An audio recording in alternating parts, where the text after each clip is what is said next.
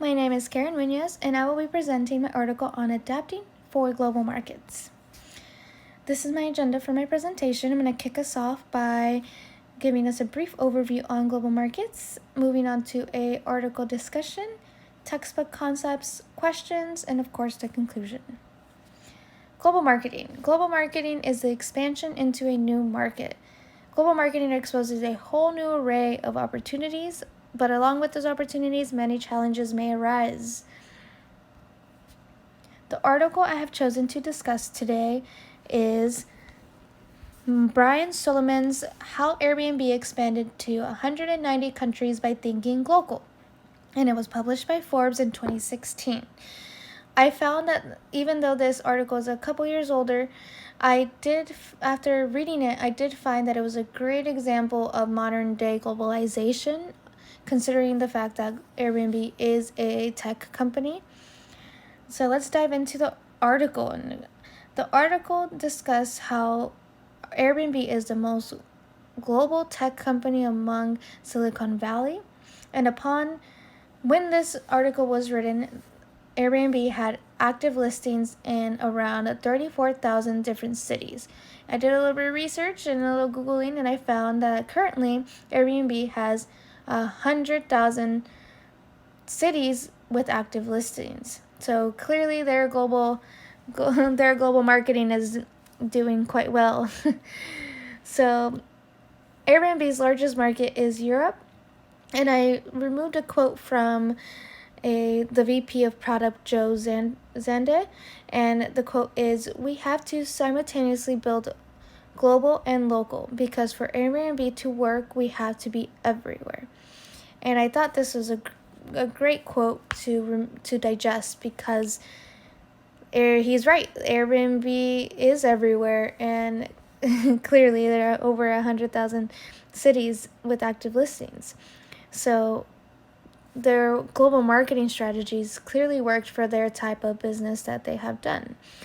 So two of their strategies that I felt that were discussed in this article that I felt were key to their success was Airbnb's allowed travelers to get the local experience when traveling. So they had a lot of people, they partnered up with local cities and local partners by preparing and offering local experiences to their travelers when they are traveling into those selective cities. So that was very cool, because if you go to most travel agencies, it would just take you to the touristy type of experience that you'll get in anytime you're visiting anywhere. So getting the real local experience when you're traveling is a lot more meaningful, and I feel like that's why Airbnb also has a lot of people constantly using their services. And another strategy they used to expand their market was having currency flexibility and customization, and increasing the variety of sign-up capabilities allowed. So this allowed Airbnb to expand into markets that otherwise would not be possible. 3 concepts from the textbook that tied into this article was product adaptation. The book describes product adaptations as alters to products to meet the local conditions or preferences. So as briefly discussed previously, Airbnb did this by their adjusting the currency, their sign-up capabilities, and also by giving their users the local experience. The second concept is global pricing. This goes to show for any business that's going global is pricing is everything, as currencies fluctuate depending on where you are doing business, and some currencies are worth more than others. So doing the research and the proper pricing is very key to any business going global. And the third concept is communication adaptation. So the book describes this as changing marketing communications for each local market is a process called communication adaptation. If it adapts both the product and the communication, the company engages in dual adaptation. So that's a great example that Airbnb did with this is not only with the sign up capabilities, as they saw that many different countries use different ways of signing up. So they adapted to that. They adapted their currencies to everywhere around the world, depending on where Airbnb is being used. And of course, translating and using all the languages depending on where, and changing their forums to be capable for any language, any currencies, and any to adapt to any users that are using their services. And now moving on to the questions. So my first question is, why was localization key to Airbnb's success? My second one was, what is a product adaptation and how does it affect globalization?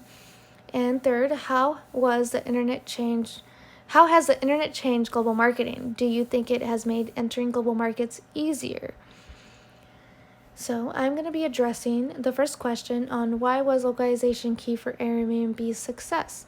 And this is pretty much just summing up for the rest of the previously stated strategies that Airbnb used. They partnered up with local people in the cities that they were partnering with and having active listings with to provide their users with local experiences. So that was a key to localization, and as well as adapting to their language and currency. And I think that was the biggest thing they could have done to create the success as they have created. The conclusion. Expanding globally can be successful when utilizing the proper global marketing strategies. So for some businesses, it might be easier and some businesses will be harder, depending on which services and products and how adaptable those services and products can be. Strategies will have to fluctuate. So Airbnb did a great job adjusting their strategies to go global. Now they're in over 100,000 active listings in over 100,000 cities around the world. So clearly they did a great job with the service, promoting and adapting their services across the world.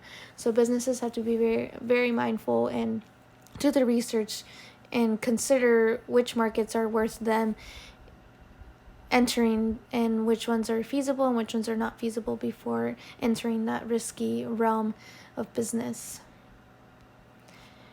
And that is it for my presentation. I thank you guys for listening,